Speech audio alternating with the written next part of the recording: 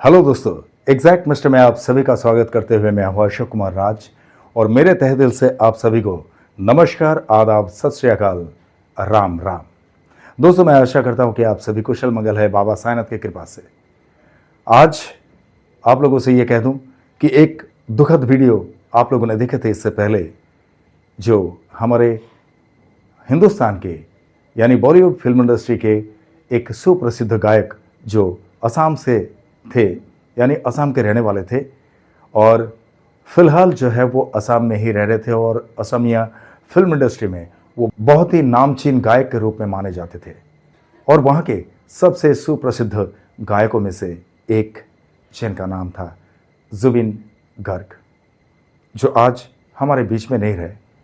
तो इससे पहले आप लोगों को एक वीडियो उनके बारे में दिखाया था कि वो सिंगापुर गए थे शो परफॉर्म के लिए और वहाँ पे उनकी मृत्यु हो जाती है समुद्र में स्कूबा डाइविंग के दौरान। तो ये तो खबर आज पूरे हिंदुस्तान के हर एक इंसान को पता है और ख़ास तौर पे जिन लोग संगीत प्रेमी हैं या जो फिल्म इंडस्ट्री से ताल्लुक़ रखते हैं उन लोग तो सभी जानते ही हैं।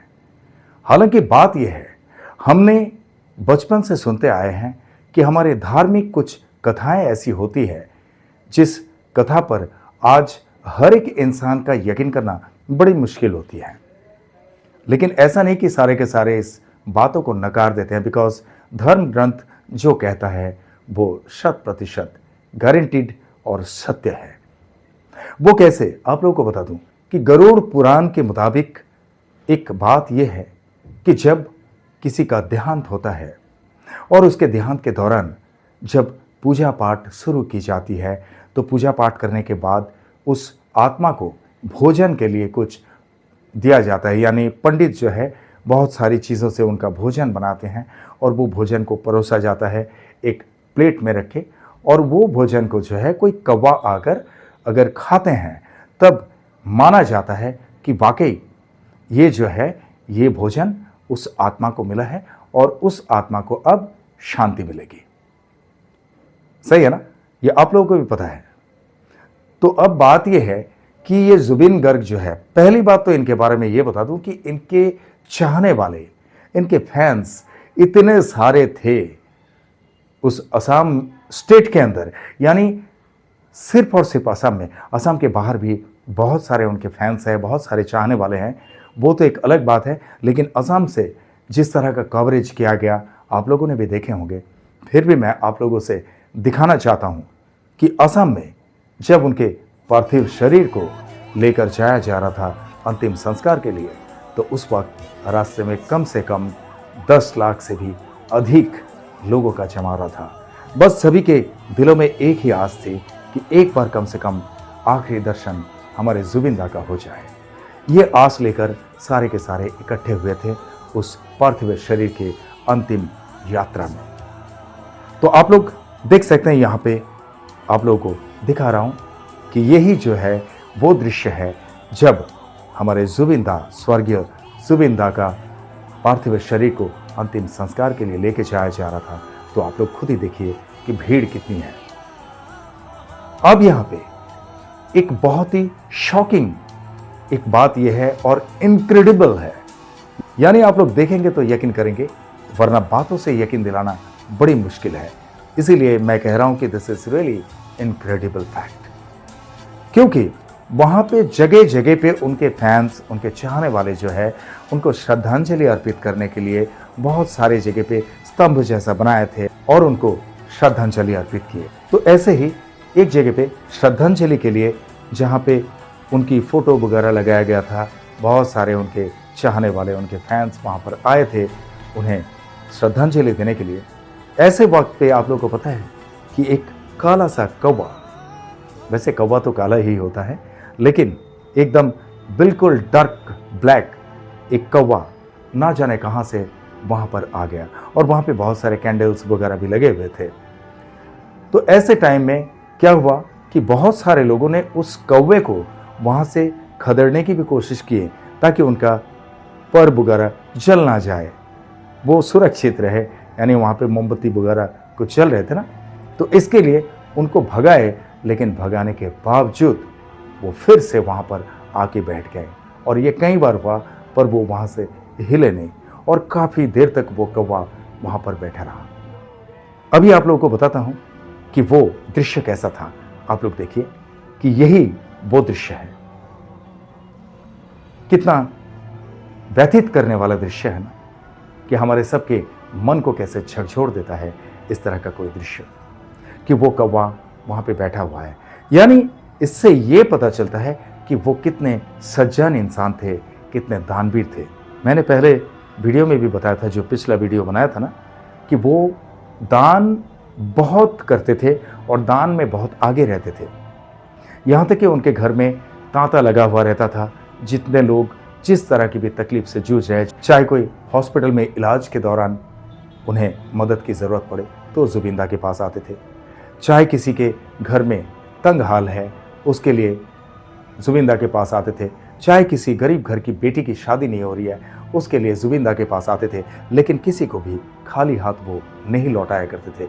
और ये सब का परिणाम शायद यही है कि साक्षात ईश्वर उन पर नज़रदारी रख रहे हैं। खैर, जो होना था वो तो हो गया, उस चीज़ को तो हम वापस नहीं कर सकते हैं।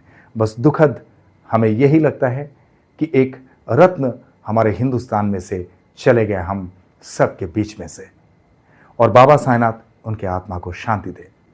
अब दूसरा वाक्य आप लोगों को ये बता दूं, एक और जगह पे उन्हें श्रद्धांजलि अर्पित करने के लिए ठीक ऐसा ही एक मंच बनाया गया था, जिस मंच पर आप लोग देख सकते हैं कि एक हनुमान कहाँ से आ गया वहाँ पे, यानी उसे बंदर कहो या हनुमान कहो, आप लोग खुद ही देख सकते हैं। आप लोग देखिए तो आप लोग को यकीन हो जाएगा। उस साइड में देखिए, बाजू में बैठे हुए वो फोटो को किस तरह से हाथ लगाकर बैठे हुए इधर उधर देख रहे हैं। अब बात यह है कि ये सब कैसे घटित हुआ, और ये पहला वाकया आज तक किसी और कलाकार या कोई भी महान शख्स जो भी होते हैं, जो बहुत नामचीन हैं, बहुत सारे लोगों के हम पार्थिव शरीर को ले जाते हुए देखे अंतिम संस्कार के लिए, और बहुत सारे लोगों को हम श्रद्धांजलि अर्पित करते हुए देखे, लेकिन ये नज़ारा आज तक हम लोगों ने कभी नहीं देखे। आप लोग मानते हैं ना इस बात को?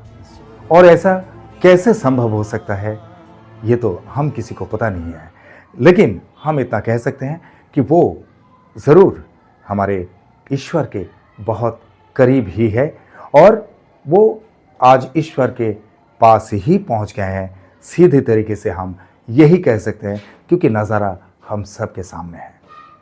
अब ये कौवा का दिखना और इस बंदर का दिखना, इसका मतलब क्या हो सकता है, आप लोग कमेंट बॉक्स में ज़रूर लिखना।